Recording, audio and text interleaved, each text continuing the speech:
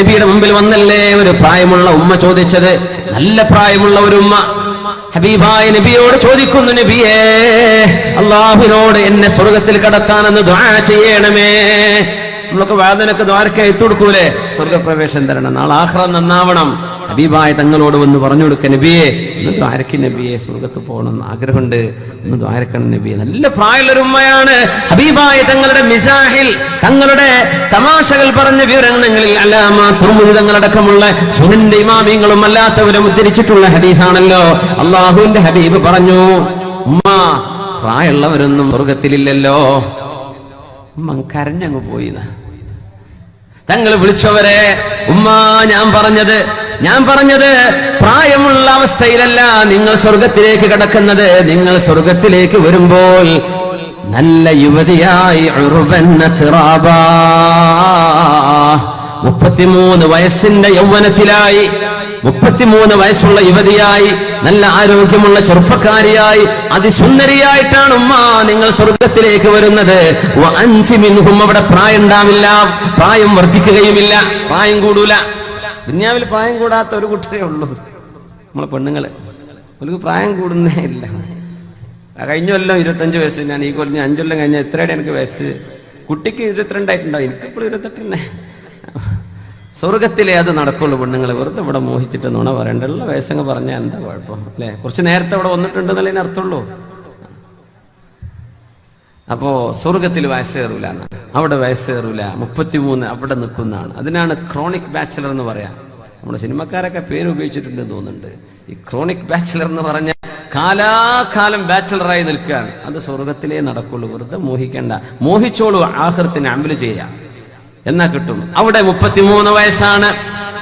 പ്രായപൂർത്തിയായതിന്റെ ശേഷം മരിച്ചുപോയ മുഴുവൻ ആളുകളും അങ്ങനെയാണ്. എല്ലാ ദിവസവും അവർക്ക് സൗന്ദര്യം വർദ്ധിച്ചുകൊണ്ടിരിക്കും അത്രേ. ലഹും സൂഖുൽ ജുമുഅ. അവിടെ ഒരു സൂഖുൽ ജുമുഅയുണ്ട്. ഗൾഫുകാർക്കൊക്കെ അറിയാം ചിലപ്പോൾ സൂഖുൽ ജുമുഅ. ഒരുപാട് ഗൾഫ് രാജ്യങ്ങളിലുണ്ട് സൂഖുൽ ജുമുഅ, ഫ്രൈഡേ മാർക്കറ്റ്. അത് സ്വർഗത്തിലുണ്ട് എന്ന് നബി തങ്ങൾ പറഞ്ഞു സല്ലല്ലാഹു അലൈഹി വസല്ലം. ആ കൺസെപ്റ്റ് ആയിരിക്കണം നമ്മൾ ഇങ്ങോട്ട് എടുത്തു കൊണ്ടുവന്നത്. അവിടെ ഒരു ഫ്രൈഡേ മാർക്കറ്റ് ഉണ്ട്. നബി തങ്ങൾ പറയാണ്, പുതിയ പിള്ളമാരൊക്കെ സാധനങ്ങൾ മേടിക്കാൻ വേണ്ടി അവിടെ ചെല്ലും. എല്ലാം അവിടെയുണ്ട്. എല്ലാം ഫീഹാ മാ തശ്തഹീഹിൽ അൻഫുസു വതലദ്ദുൽ അയുൻ. കണ്ണുകൾക്ക് രോമാഞ്ചം ഉണ്ടാവുന്നതും ശരീരം എന്തൊക്കെ ആഗ്രഹിക്കുന്നുണ്ടോ എല്ലാം അവിടെയുണ്ട്. അങ്ങാടിയിൽ പോയി തിരിച്ചു വരുമ്പോ പെണ്ണുങ്ങൾ ചോദിക്കുന്നു, പുതിയാപ്പിളെ നിങ്ങൾക്ക് വല്ലാത്ത ചൊർക്ക് കൂടിയിട്ടുണ്ടല്ലോ അങ്ങാടി പോയി വന്നപ്പോഴേക്കും. പെണ്ണ് ചോദിക്കും, പുതിയാപ്പിള അങ്ങോട്ട് അല്ലടി, നിനക്കും വല്ലാത്ത ചൊർക്ക് കൂടിയല്ലോ ഞാനങ്ങ് പോയി വന്നപ്പോഴേക്കും. അങ്ങനെ ഏട്ട കൂടിക്കൊണ്ടിരിക്കുന്ന ആ ചൊർക്ക്. ഇവിടെയൊക്കെ കുറഞ്ഞുകൊണ്ട് വരില്ല, അവിടെ കൂടുതലാണ്. ഓരോ വെള്ളിയാഴ്ചയും അപ്ഗ്രേഡ് നടന്നുകൊണ്ടിരിക്കുന്ന. സുബ്ഹാനല്ലാഹ്. അപ്പൊ പെണ്ണുങ്ങളെ ആലോചിക്കുക, എന്തായാലും എന്താ പുതിയാപ്പിളാരെ ഊർലിങ്ങളൊപ്പം പോകും, നമ്മളിപ്പോ എവിടെയാണാവോ. ഉമ്മു സലമ റളിയല്ലാഹു അൻഹയാണ് ചോദിച്ചത്. ഹബീബായ നബി തങ്ങളോട് ചോദിക്കുന്നു, യാ റസൂലല്ലാഹ്, നബിയേ, അഹൂറുൽ ഐനി ഖൈറുൻ അം നിസാഉദ് ദുനിയാ. നബിയേ, ഹൂറുലിങ്ങളാണോ നബിയേ നല്ലത്, അതല്ല ദുനിയാവിലെ പെണ്ണുങ്ങളാണോ, ആരാണ് ഖൈർ? നല്ലൊരു ചോദ്യമാണ്. പെണ്ണുങ്ങൾക്കൊക്കെ ഉണ്ടാവുക ചോദ്യം.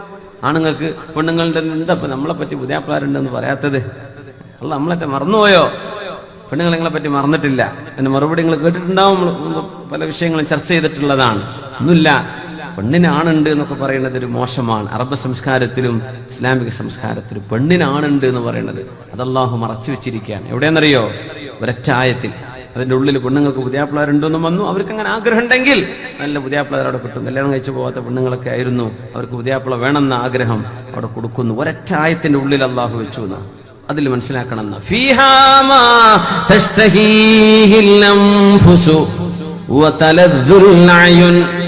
കണ്ണുകൾക്ക് രോമാഞ്ചമുള്ളതും ശരീരം കൊതിക്കുന്നതുമെല്ലാം അവിടെയുണ്ട്.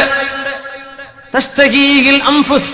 അതാണിന്റെ ശരീരമാവട്ടെ പെണ്ണിന്റെ ശരീരമാവട്ടെ, അവർക്ക് എന്തൊക്കെ ആഗ്രഹമുണ്ടോ അതവിടെയുണ്ട്. അങ്ങനെയാണ്. ഉമ്മു സലമ ബീവി ചോദിക്കുന്നു, യാ റസൂലല്ലാഹ്, നബിയേ, ഹൂറുലിങ്ങളെ പറ്റി അങ്ങ് ഒരുപാട് പറഞ്ഞല്ലോ.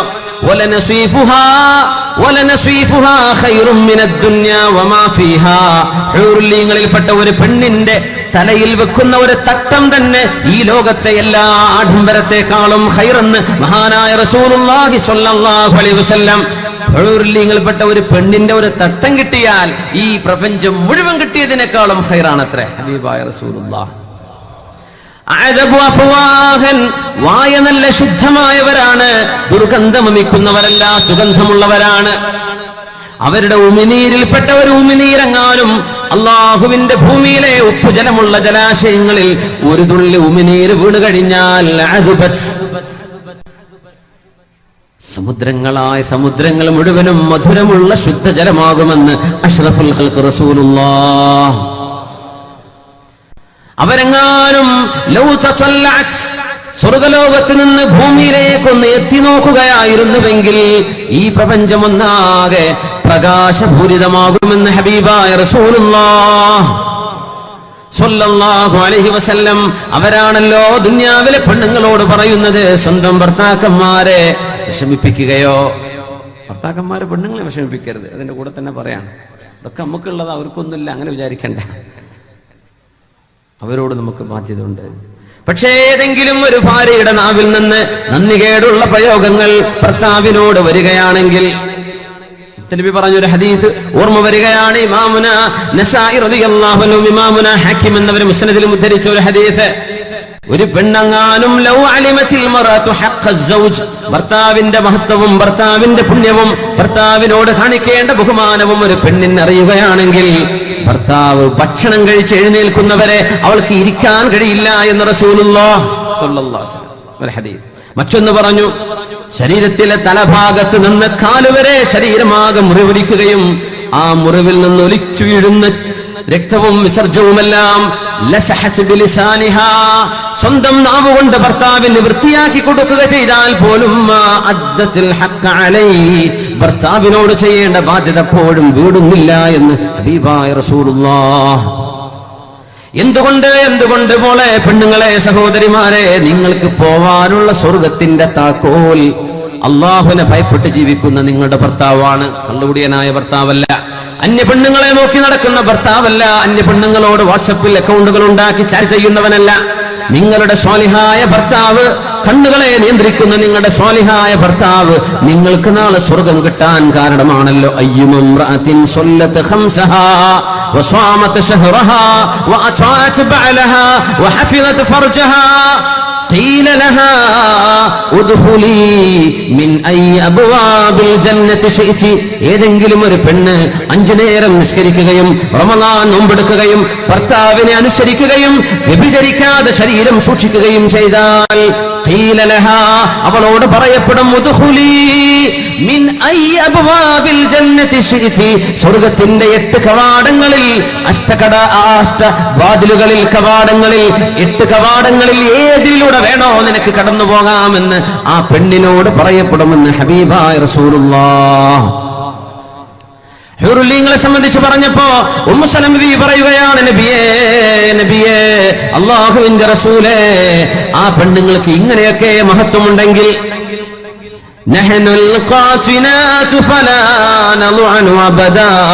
ഞങ്ങൾ യാത്ര പോകുന്നവരല്ല, ഞങ്ങൾ കൂടെ താമസിക്കുന്നവരാണ്, ഞങ്ങൾ മടി വരുന്നവരല്ല, ഞങ്ങൾ മടുപ്പിക്കുന്നവരുമല്ല എന്നവർ പാട്ടുപാടും. ഹബീബായ നബി തങ്ങൾ ആ പാട്ടുകളൊക്കെ മനോഹരമായി വിവരിച്ചിട്ടുണ്ട്. അവരെ സംബന്ധിച്ച് കണ്ണുകൾ ചിമ്മുന്നവരുണ്ട് പെണ്ണുങ്ങളിൽ, അന്യ ഒരു പുരുഷനെ അവർ നോക്കുന്നവരല്ല.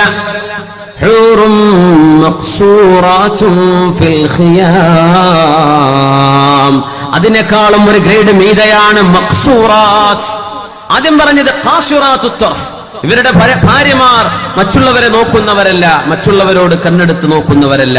അങ്ങനെയാണ് മറ്റുള്ളവർ. ഭർത്താവുണ്ടായിരിക്കെ ഭർത്താവിന്റെ ഫോൺ വരുമ്പോ ബോറടിക്കാന്ന് പറഞ്ഞ് കാമുകന്റെ ഫോൺ എടുക്കാൻ വേണ്ടി ഇയാൾ നിർത്തൂല്ലല്ലോ ഫോണെന്ന് വിചാരിച്ച് ഗൾഫിൽ നിന്ന് വിളിക്കുന്ന ഭർത്താവിന്റെ ഫോൺ കാണുമ്പോഴേക്കും ഇറങ്ങി ഓടുന്ന പെണ്ണുങ്ങളുണ്ട്. അത്ര സുബ്ഹാനല്ലാഹ്. ഭർത്താവ് അയച്ചു കൊടുക്കുന്നു പൈസ, അവൾ ഇങ്ങനെ കാമുകൻ അയച്ചു കൊടുക്കുന്നു, രണ്ടാളും കറങ്ങുന്നു, വരുന്നു, ആരും അറിയുന്നില്ല, ചോദിക്കുന്നില്ല. ഖാസിറാത്തു ത്വർഫി, കണ്ണുകൾ താഴെ വെക്കുന്നവരാണ്, അന്യപുരുഷന്മാരിലേക്ക് അവർ നോക്കുന്നവരല്ല എന്ന് സ്വർഗവാസികൾക്ക് നൽകുന്ന ഒരു വിഭാഗം പെണ്ണുങ്ങളെ പറഞ്ഞപ്പോ ഖാസിറാത്ത്, പിന്നെ പറഞ്ഞു ഹൂറും മഖ്സൂറാത്തും ഫിൽ ഖിയാം ഫബിഅയ്യി ആലാഇ റബ്ബികുമാ തുകല്ലിബാൻ. കണ്ണുകളെ താഴ്ത്തിവെക്കപ്പെട്ടവർ. ആദ്യം പറഞ്ഞ് അവര് കണ്ണ് താഴ്ത്തുകയാണ്, ഇനി പറയുന്നവർക്ക് കണ്ണ് പൊക്കാനേ കഴിയില്ല, അന്യരിലേക്ക് നോക്കാനേ കഴിയില്ല. അവരുടെ കണ്ണുകളെ അള്ളാഹു തന്നെ അങ്ങനെയാണ് സജ്ജീകരിച്ചത്. അത്രയും സ്വന്തം ഭർത്താവിന് മുഴുവൻ സ്നേഹം കൊടുക്കുന്ന പെണ്ണുങ്ങൾ അവിടെയുണ്ട്. ഒക്കെ പറഞ്ഞപ്പോഴാ ഉമ്മു സലമ ബീവി നമ്മുടെ പെണ്ണുങ്ങൾക്കൊക്കെ ചിന്ത വരുന്ന പോലെ ചോദിക്കുന്നു, നബിയേ അങ്ങനെയാണെങ്കിൽ ഞങ്ങളെക്കാളും ഉത്തമമാണോ നബിയേ സ്വർഗീയ സുന്ദരിമാർ? ഉമ്മു സലമ അല്ല, ഉമ്മു സലമ അല്ല, ഉമ്മു സലമ നിങ്ങളാണ് അവരെക്കാളും ഖൈറ്, അവരെക്കാളും സുന്ദരിമാർ നിങ്ങളായിരിക്കും. എന്തുകൊണ്ട് നബിയേ? ബിസ്വലാത്തികുന്ന വസിയാമികുന്ന, നിങ്ങളല്ലയോ നിസ്കരിച്ചത്, നിങ്ങളല്ലയോ അല്ലാഹുക്ക് നോമ്പെടുത്തത്, നിങ്ങളല്ലയോ മക്കളെ പോറ്റി വളർത്തിയത്, നിങ്ങളല്ലയോ ത്യാഗം ചെയ്തത്. ഇതൊന്നും ചെയ്യാത്തവർക്ക് തന്നെ അല്ലാഹു ഈ സൗന്ദര്യം നൽകുകയാണെങ്കിൽ ഇതൊക്കെ ചെയ്ത നിങ്ങൾക്ക് അതിനേക്കാളും കൂടുതലാണ് എന്ന് മഹാനായ റസൂലുള്ളാഹി സ്വല്ലല്ലാഹു അലൈഹി വസല്ലം. നല്ല ചുറുക്കുള്ളൊരു ഭാര്യയും ചുറുക്കില്ലാത്തൊരു പുതിയാപ്പിള ഇരുന്നിട്ട് ഇങ്ങനെ ഇരിക്കുമ്പോ പുതിയാപ്പിള ഇങ്ങനെ ചോദിക്കുകയാണ് പെണ്ണിനോട്, പെണ്ണെ ഇനിയിപ്പോ ഈ എന്നെ സ്വർഗത്തിൽ കിട്ടിയാൽ മതി എന്നാ എന്റെ ആഗ്രഹം. അപ്പൊ പെണ്ണ് ചോദിച്ചു, റഹ്മാനായ റബ്ബേ നമ്മൾ രണ്ടാളിപ്പോ എങ്ങനെ ഒരുമിച്ചതെന്ന് എനിക്കറിയാത്തത്. ഇങ്ങനെ സൗന്ദര്യമുള്ള എനിക്ക് എത്രയേ ആലോചന വന്നതാ, ഞാൻ നിങ്ങളുടെ അടുത്ത് കാണാൻ പെട്ടത്. ഒരു ഭംഗിയില്ലാത്ത നിങ്ങളെയാണ് ഇപ്പൊ ഞാൻ കിട്ടിയത്. ഇനിയിപ്പോ സ്വർഗത്തിൽ അതെന്നെ വേണമെന്നപ്പോ നിങ്ങൾ പറയണതെന്ന് ചോദിച്ചു. അപ്പോ പെണ്ണിങ്ങനെ പറയാം, ഒരുപക്ഷെ നിങ്ങളൊരു നല്ല മനുഷ്യനായിട്ട് ജീവിച്ചിട്ടുണ്ടാവും. നിങ്ങൾ കണ്ണ് നിയന്ത്രിച്ച് സോലിഹായ ആബിദായ മനുഷ്യനായി ജീവിച്ചപ്പോ അതിന് അല്ലാഹു ഈ ദുന്യാവിൽ നിങ്ങൾക്ക് തന്ന പുണ്യമായിരിക്കാം, കൂലിയായിരിക്കാം ഞാൻ. പിന്നെ ഞാൻ കുറച്ച് സുന്ദരൊക്കെ ആയതുകൊണ്ട് പഠിക്കണ കാലത്തെ കുറച്ച് വൃത്തികേടൊക്കെ ചെയ്തിട്ടുണ്ടാവും. അതിന് അല്ലാഹു എനിക്ക് തന്ന ശിക്ഷയായിരിക്കും ചിലപ്പോ നിങ്ങളെ തന്നത്. എന്റെ പെണ്ണ് പറഞ്ഞു, അല്ലാഹു നമ്മളെ ഈ ലോകത്ത് ഇങ്ങനെ കൂട്ടിയോജിപ്പിക്കാൻ അല്ലാഹു തീരുമാനിച്ചില്ലേ, എന്നാ പിന്നെ അങ്ങനെ തന്നെ ആവട്ടെ, ആഖിറവും അങ്ങനെ തന്നെ ആവട്ടെ, എനിക്കിഷ്ടമാണ് എന്ന് പറഞ്ഞു. ആ ചർച്ച അവിടെ അവസാനിപ്പിച്ചു.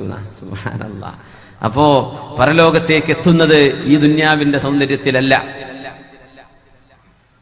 സൗന്ദര്യത്തിന്റെ ഡെഫിനിഷൻ പോലും മാറ്റി എഴുതേണ്ടി വരും.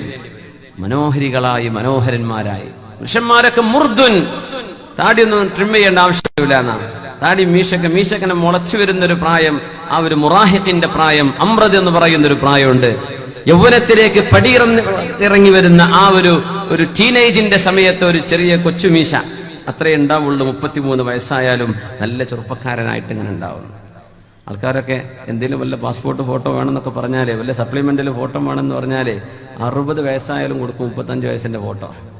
സപ്ലിമെന്റിലൊക്കെ പേര് റഹ്മാനായ റബ്ബേ മൂപ്പരടുപ്പത് കണ്ടറിയില്ലട്ടോ എന്ന് പറയും. ഇവിടെ പഴയ ഫോട്ടോ കൊടുക്കണത്, ഞാൻ മുമ്പ് ഈ ഗ്ലാമർ ഉണ്ടായിരുന്നു, ഇപ്പത്തെ നോക്കണ്ടാണ്. അപ്പൊ നമുക്കൊക്കെ ആഗ്രഹം ഒരു സൗന്ദര്യം വേണമെന്നാണ്. അതുകൊണ്ട് നമ്മൾ ഈ പഴയ ഫോട്ടോ വെച്ച് നടക്കുന്നത്. ഇങ്ങനെ നോക്കൂ റബ്ബേ, ഞാൻ പഠിക്കണ കാലത്ത്, അല്ലെങ്കിൽ ഞാൻ കോളേജിൽ പോയ കാലത്ത്, ഞാൻ കല്യാണം കഴിച്ച കാലത്ത്. കൊണ്ടും പറയും ഞാനും അങ്ങനെ തന്നെ ആയിരുന്നു. നമ്മൾ രണ്ടാളിപ്പം എങ്ങനെയായി? ദുന്യാവ് അങ്ങനെയാണ്. സൗന്ദര്യം ഇല്ലാതെ കുറഞ്ഞു വരും. അവിടെ കൂടുന്നാണ്, വർദ്ധിച്ചുകൊണ്ടിരിക്കുന്നതാണ്. മുക്കഹലീൻ, കണ്ണുകളിൽ സുറുമ എഴുതിയ പോലെ, എപ്പോഴും സന്തോഷമല്ലാതെ മറ്റൊന്നുമില്ല. ദുന്യാവിലെ ഭാര്യമാർ അവർക്ക് അല്ലാഹു സ്വർഗ്ഗലോകത്ത് ഭാര്യമാരായി കൊടുക്കും. ഉമ്മു സലമ നിങ്ങൾ തന്നെയാണ് ഹൂറികളെക്കാളും സൗന്ദര്യമുണ്ടാവുക, നിങ്ങൾക്കാണ് അവരെക്കാളും പരിമളമുണ്ടാവുക. നിങ്ങളുടെ വായയുടെ സുഗന്ധമാണ് ഹൂറികളെക്കാളും സുഗന്ധമുണ്ടാവുക. അങ്ങനെ പറഞ്ഞപ്പോ ഉമ്മു സലമ ബീവിക്ക് ഒരു സംശയം, പൊന്നാര നബിയെ, അപ്പൊ പിന്നെ 2 ഭർത്താവ് ഉണ്ടായിരുന്നെങ്കിൽ ഏത് ഭർത്താവാ നാളെ കിട്ടുക? ഭർത്താവ് ഉണ്ടായിരുന്നു, അയാൾ മരിച്ചുപോയി, വേറെ ആളെ കല്യാണം കഴിച്ചു. അല്ലെങ്കിൽ ഭർത്താവ് ഉണ്ടായിരുന്നു, അയാൾ തൊലാഖ് ചൊല്ലിയിരുന്നു, അത് കൂട്ടൂല. മരിച്ചുപോയ ഭർത്താവ് വേറൊരാളെ കല്യാണം കഴിച്ചു. ഇതിപ്പോ ആരാ നബിയെ, ആരുടെ കൂടെ ആയിരിക്കും സ്വർഗത്തിൽ എത്തുക ഉണ്ടാവുക എന്ന് ചോദിച്ചു. നല്ല ചോദ്യമാണല്ലേ? നബി തങ്ങൾ പറഞ്ഞു, ആ 2 ഭർത്താക്കന്മാരിൽ ആർക്കായിരുന്നോ ഏറ്റവും നല്ല സ്വഭാവമുള്ളത് നിങ്ങൾക്ക് അവരെ തിരഞ്ഞെടുക്കാൻ പറ്റും. നല്ല സ്വഭാവമുള്ള ഭർത്താവ് ആരായിരുന്നോ രണ്ടിൽ ഒരാൾക്ക് ഒരു വ്യത്യാസം ഉണ്ടാകുമല്ലോ. ഏറ്റവും നല്ല സ്വഭാവക്കാരൻ ആരായിരുന്നോ അവരെ ആയിരിക്കും നിങ്ങളെന്ന് സ്വീകരിക്കുക. യാ ഉമ്മ സലമ ദഹബ ഹുസ്നുൽ ഖുലുഖി ബിഖൈറൈ ദുനിയാ വൽ ആഖിറ. ഈ ലോകത്തിന്റെയും പരലോകത്തിന്റെയും എല്ലാ നന്മകളും സൽസ്വഭാവം കൊണ്ടുപോയി ഉമ്മു സലമ എന്ന് മഹാനായ റസൂലുള്ളാഹി സ്വല്ലല്ലാഹു അലൈഹി വസല്ലം. സല്ലു അലൻ നബി മുഹമ്മദിൻ വആലിഹി സയ്യിദിനാ മുഹമ്മദിൻ وعلى آل سيدنا محمد وبارك وسلم عليه. اللهم صل على سيدنا محمد وعلى آل سيدنا محمد وبارك وسلم عليه. جزاكم الله خير.